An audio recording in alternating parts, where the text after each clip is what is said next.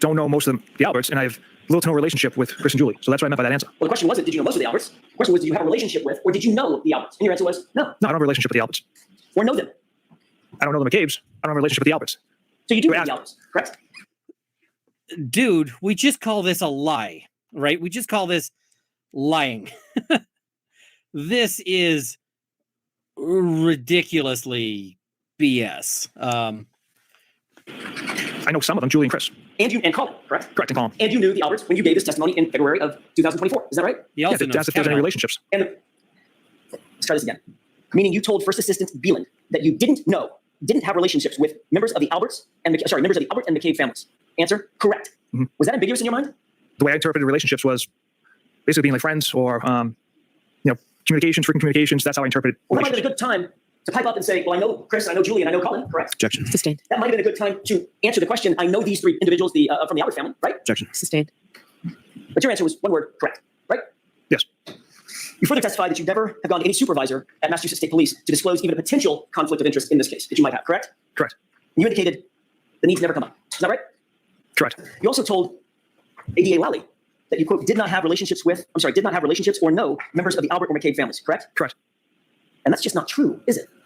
You do know members of the Albert family. Isn't that right? It's different from having a relationship with people. But what about part of the question, did not have relationships or know members of the Albert or McCabe families? How about that part of the question? Well, that's lumped in with the McCabe's. I don't know the McCabe family, sir. I see. So what you did, Trooper Proctor, is you dissected the sentence. And where relationships are concerned, you ignored that in terms of the Alberts because you don't have relationships. Where no is concerned, you link that to the McCabe's because you don't know the McCabe's. That's what you did? No. So it's sustained. You can ask it. You can break it down, Mr. Jackson. Not sure I can. I'll ask it a different way. How about if I just ask it this way? That was a lie, wasn't it? No, absolutely not. You stand by that testimony? Yes. That you don't know at the time that you testified, that you didn't know the Alberts or any members of the Albert family? They don't have relationships with them. Okay. My question is, you keep going back to relationships. I'm asking you, did you testify that you didn't know them? Objection. I'll let him have it. Do you understand the question, Trooper? I was Chris, Julie, and Colin. So if you were to say, I don't know any members of the Albert family, that would have been a lie, correct? Objection. Sustained. He was also, this is the point which I intend to turn to tab 3, and I believe we need a bunch. Okay. George, go for it, stand. So you know what I shouted in my car when this was going on? And I'm glad no one else was in my car. I shouted, he's not asking if you're fucking them, sir. Like,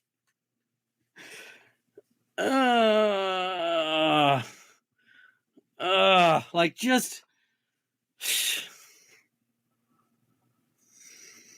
this is like, this is like that willful misunderstanding that people use to deceive. And